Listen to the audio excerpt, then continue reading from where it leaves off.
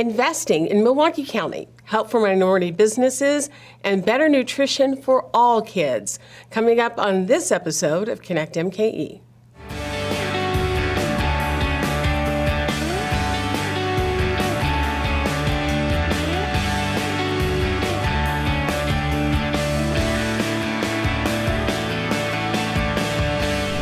I'm your host, Janice Calloway. Welcome to this weekend's edition of Connect MKE, and thanks for joining us this morning.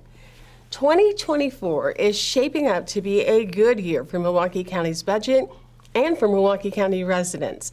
For the first time in decades, the county isn't cutting programs. It's investing in projects and people, and even as a surplus. How did Milwaukee County go from the edge of a fiscal cliff to financial stability? Joining us to explain is Milwaukee County Executive David Crowley, the architect of this financial turnaround. Welcome back to Connect MKE County Executive. Well, thank you so much for having me. It's a pleasure to be here today. Well, help us understand what happened to make the 2024 budget so different from past budgets. What did it take? Absolutely. Now, first and foremost, I would say that, when I first took office, my number one priority was really about how do we put Milwaukee County on a path of financial sustainability? And quite frankly, for the first time in decades, the goal has been achieved. And this is because of Wisconsin's Act 12. And what this allowed us is to put in place a local option sales tax. And for the first time, as you alluded to, we're projecting our first surplus in over 2 decades within this budget. And so it was great for us to be able to go to Madison, be able to build relationships talking about the issues that were directly affecting Milwaukee County and the cuts that would have to be on the table moving forward. And when we think about these cuts, some of our largest used amenities like our parks, like mental health services, like our county transit system, they would have been on the chopping block. And so myself and many of our coalition partners with Move Forward MKE decided to build relationships with local officials across the state of Wisconsin and really put forth a package that not only allowed the city of Milwaukee and Milwaukee County to implement a local option sales tax so we can make further investments, but also improved our shared revenue formula, making sure that all local municipalities across the state get their fair share of dollars. When you talk about those kinds of investments, one of the byproducts of that investment, where you're able to have additional sales tax dollars, is that taxpayers in 2024 are going to actually be paying less in taxes than in 2023? That is absolutely correct when it comes down to the property tax relief. And so I am pleased that because of this 2024 adopted budget, it really allowed us not only to make those critical investments in the community, but it also includes the largest property tax levy reduction in Milwaukee County's history.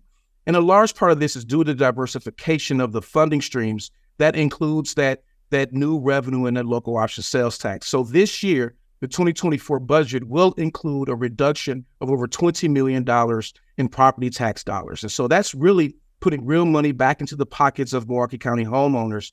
And so homeowners should see on average about a $100 decrease this year. That's good news to head into the new year. One thing that you'd mentioned very briefly is the fact that some of the money that is now available because of this deal and agreement that you were so instrumental in putting together, one of the things that will happen is there's going to be some additional money for Milwaukee County Transit System, which had its own financial cliff that was approaching at light speed.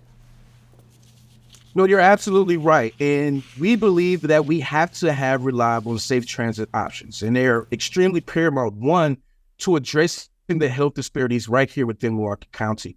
And so because of the Act 12 funding, we've been able to actually stave off many of the cuts. And so within this budget, 2024 adopted budget, we've provided additional $16 million for the Milwaukee County Transit System.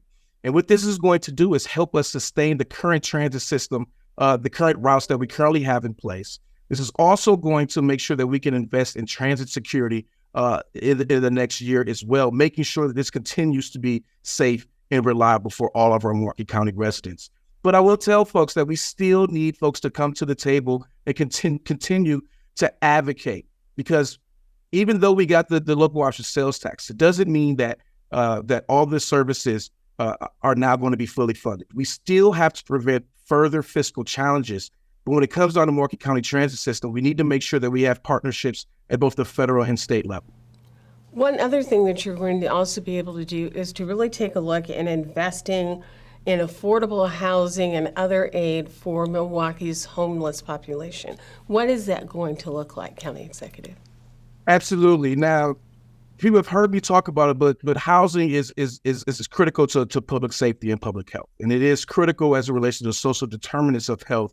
When I think about our shared vision, we have to make sure that we include expanding equitable access to quality, safe, affordable housing. And so we've added $12 million previously of ARPA funds. But this year, we've added another $4 million to make sure that our residents have access to safe, affordable housing.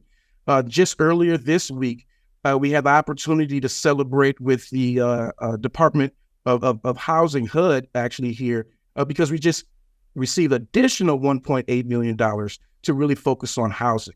But these funds, they're going to go to help to support affordable housing developments, not only within the city of Milwaukee, but particularly the suburbs of Milwaukee County, to make sure that we provide equity all across Milwaukee. So this is the first of many investments, but we still have a long way to go as it relates to tackling the affordable housing crisis that is upon us. So 2024 looks very good in terms of the budget. What is the longer-term financial outlook for Milwaukee County? And are there still some challenges? Oh, absolutely, and great question. So we do have some challenges, and it's great that we were able to get the Wisconsin Act 12 because this actually provided us more opportunity to actually make investments. So for the first time, we didn't have to think about, okay, what cuts will be least harmful to this community? And so as we look forward, based off of state legislation and state policy and laws that are in place, we're still required to have some state legislative approval as it relates to raising our revenues. So what happened with Act 12 is it allowed us to really reduce our deficit dramatically.